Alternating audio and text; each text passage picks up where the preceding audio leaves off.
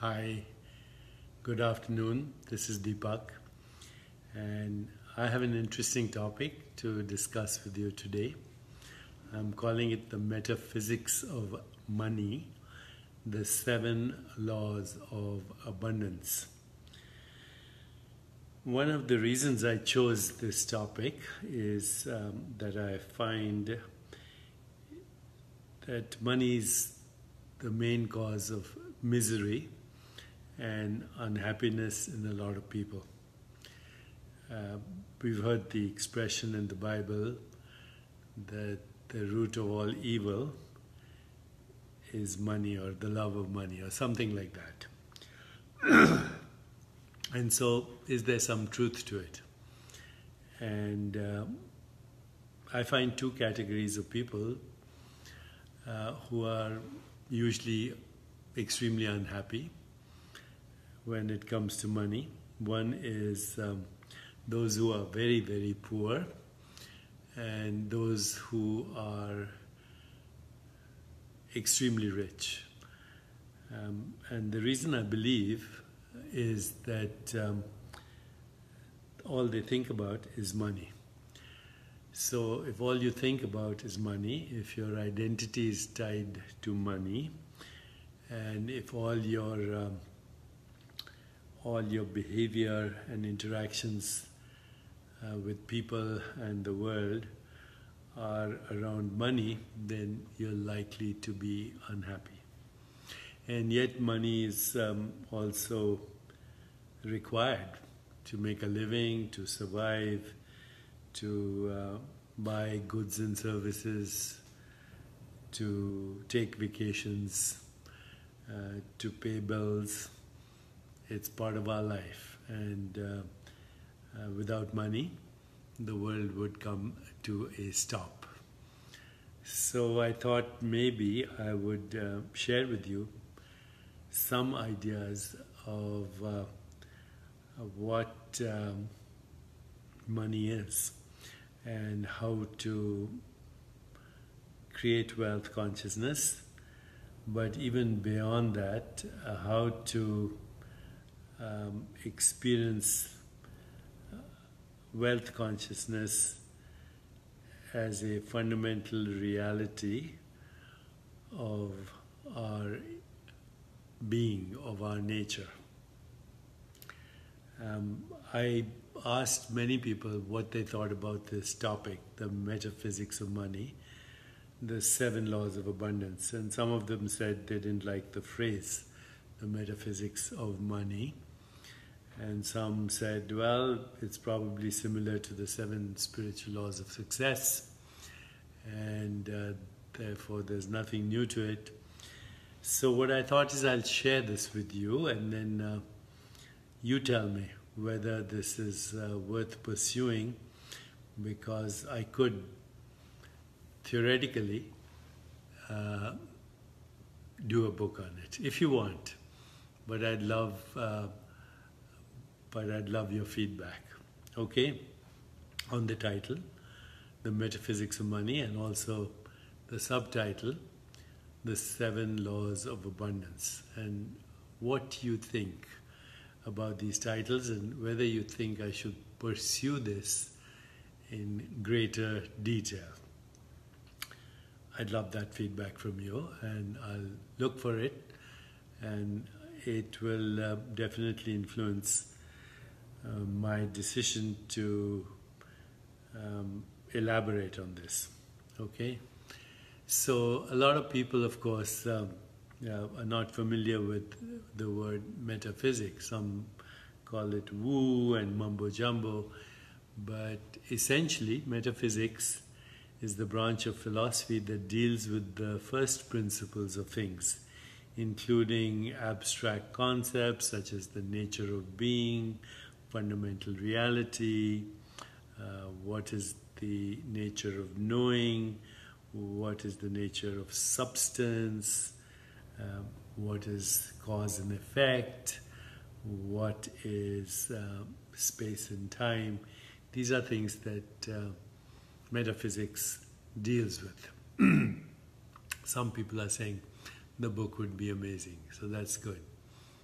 Yes, I'm getting feedback. Yeah, please do this book. So let's see. Okay, so having explained what metaphysics is, let me go to very fundamental things. The first thing you have to understand, and by now if you're following me on these videos, then you'll agree with me that money is a human creation. It is a human construct. In other words, we made it up. Just like we made up latitude and longitude and Greenwich Mean Time, and we made up the concept of money. It's our collective agreement on how we value things and how we exchange values. So before there was money, basically, there was barter, I'll give you a haircut and you repair my shoe. I'll give you my chicken and you can help me wash the dishes. So basically it was exchanging services and exchanging things that we didn't have for things that we had. And pretty inconvenient, so people started creating little symbols. At first coins, little pieces of metal or copper or anything that could represent value. Okay, so instead of me giving you a haircut and you repairing my shoe, we used this little symbol, and then ultimately it became paper, and basically it said, I owe you this, and this is how you can spend it. And so money started. Along with money started commerce, and along with other human constructs. We ended up with empires and nation states and what we call human civilization, and a creation of our collective consciousness. That's the origin of money. And now, of course, money rules the world. There are countries so poor that they have huge problems, epidemics, violence, and all kinds of corruption and cronyism and influence peddling and issues like money laundering. Money laundering is an essential part of how big organizations indulge in terrorism. Without money, you can't go to war. And so money is creating problems in very poor countries, and it's no different in very rich countries. Money is the source of corruption and cronyism and influence peddling and bureaucracy and violence and greed and everything that we are troubled by, that creates anguish and unhappiness. So what is the best way to understand money, and what is the best way to generate it? What is the best way to spend it? And what is the best way to earn it? And with that in mind, I created these 7 laws that follow the same principles of the 7 spiritual laws. Okay? And I'm going to call them the 7 laws of abundance. First law of abundance is that the source of abundance is infinite. Once again, the source of abundance is infinite. Why? Because the source of every experience is consciousness. And consciousness is by definition non-local, has no form, and therefore it's infinite. And the source of all experience is infinite, and therefore it can never be in short supply. So if we think deeply about this first law, the source of abundance is infinite, then of course we want to get in touch with that source. And that source is our innermost being, which is the field of all possibilities, the field of unpredictability, and the source of intention and desire, the field of that is evolving in the direction of truth, goodness, beauty, harmony, and love, the field that is inexhaustible as a source for ongoing creativity and abundance. And it is simple to get in touch with this source by transcending the mind through meditation, through self-awareness, through self-reflection, through self-inquiry, through mindful awareness of every experience, mindful awareness of body, mindful awareness of the processes of the mind, mindful awareness of the web of relationship, mindful awareness of mental space, and to engage this source of infinite possibilities by asking questions and receiving answers. I've been in the habit of doing that every day, all my life, and of reviewing this process every night before I go to sleep. Law number 1. The source of abundance is infinite. Number 2, whatever you want to receive, and let's say this is the second law, whatever you want to receive, start by giving. So we can, start with simple things. If you want attention, you pay attention to others. If you want respect, you give respect to others. If you want love, you give your love to everyone that you meet. And respect, love, attention, affection, appreciation, acceptance are very simple things to start with. But if you want to generate wealth, then figure out a way to generate wealth for others. And also figure out how you can activate abundance consciousness in others. And one way to do this is also to experience gratitude. So when you experience gratitude, it opens the door to abundance consciousness. So think of all the things you're grateful for, material things, relationships, health, on and on, career. And as you open the door of gratitude, it leads to the realm of abundance. Start with giving. Once in a while, when I'm in New York City, I go to the bank and I get some cash, and then I walk around the city giving cash or dollars to homeless people on the street. And don't do it casually. Do it sincerely. Look them in the eyes, talk to them, and see their reaction when you give them $20 or whatever. You'll see the gratitude in your eyes, and you feel a connection between spirit and spirit. And so this exchange, by the way, that's what money is also called, the exchange, the currency of exchange. So start with that process and live in that process. Don't stop the flow of abundance by hoarding money. If you hoard money, it's of no use, right?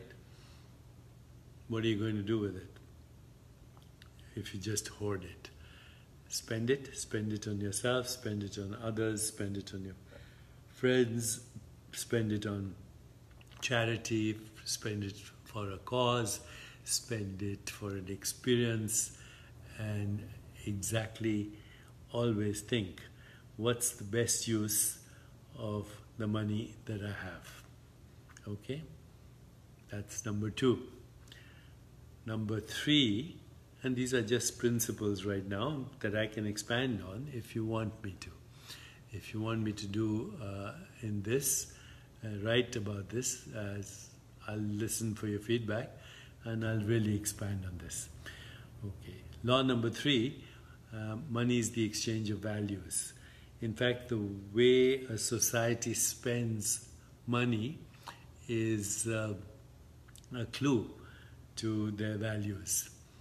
So right now most wealthy nations, and even some unwealthy nations, poor nations, are spending money on weapons, on mechanized death, on drugs, on alcohol, on gambling, on sleazy stuff, and that only represents the collective consciousness of bad money, bad karma, and therefore stay away from any way that generates money through harm. And this is what the great teacher of all time, the Buddha, he said, right livelihood. So right livelihood is that kind of livelihood that creates joy in the world, that increases abundance in the world, increases and improves the quality of life in the world. Okay? Understand that when you're exchanging money, you're exchanging values. Okay? Law number 4, or principle number 4, wealth is a state of consciousness. It's not the amount of money, it's the state of consciousness that you can generate wealth and abundance. And so what is that state of consciousness? It's actually a state of consciousness that I call spontaneous creativity.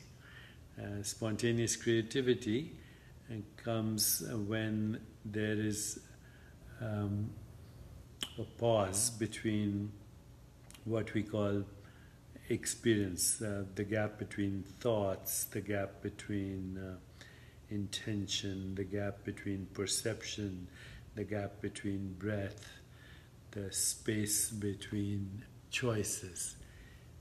Same place which I mentioned in the first principle, the infinite self, where there is spontaneous creativity. You know when there is spontaneous creativity, when there is no resistance, when there is no anticipation, when there is no regret, when you're totally present and you're experiencing what is called flow, because you know deep inside you that your only intention ultimately is the progressive expansion of happiness for yourself and for everyone else. And as you do that, then that spontaneous creativity will activate intention, which will find the creative source for fulfilling that intention. As I've said so many times before, intention has organizing power, and intention organizes its own fulfillment. So that leads to the 5th principle, which is intention and attention in the field of infinite possibilities is all that matters. Intention and intention in the field of infinite possibilities. Have the intention of what you want to create with the abundance you have, and then with that intention go and transcend. And when you transcend to the source. And there are many ways of transcending through music, through a walk in nature, through poetry, through dance, through whirling, through meditation, through play, and through collective, what I call collective envisioning. Collective envisioning. When you have a group of people who have a vision together, when you have an open system, when you're totally transparent, when you invite even absurd ideas, when you make unlikely connections, then something emerges. And we call that emergence. So create a group for wealth consciousness. And if you create that group, and if you're transparent, and if you invite unlikely alliances, if you have maximum diversity of people from the arts, from the humanities, from sciences, from any field, technology, mathematics, whatever, and you sit and incubate together with attention and intention, then emergence happens, just happens. And the emergence of abundance in this case, with the proper attention and intention, and even collective intention. I know somebody in New York who just raised $450 million through crowdsourcing for creating a place for spiritual enlightenment, but this is how they did it. Crowdsourcing with authenticity, with sincerity, with integrity, and with joy. So that leads to the sixth principle here. The key to abundance is letting go. In previous books I have mentioned, I think, the law of detachment. So this simply means process orientation and understanding that no experience is graspable. Grasping and clinging actually prevent the flow that intention and attention needs to reach its destination. So no clinging, no grasping, letting go is the secret. And finally, the seventh principle, the purpose of wealth, of course, is to create joy and expand happiness for us and for everybody else. In a sense, I've followed these principles all my life, and I have to say that my journey has been one of effortless spontaneity. And I don't apologize for success, and I don't apologize for the fact that spirituality can be a source of abundance and wealth.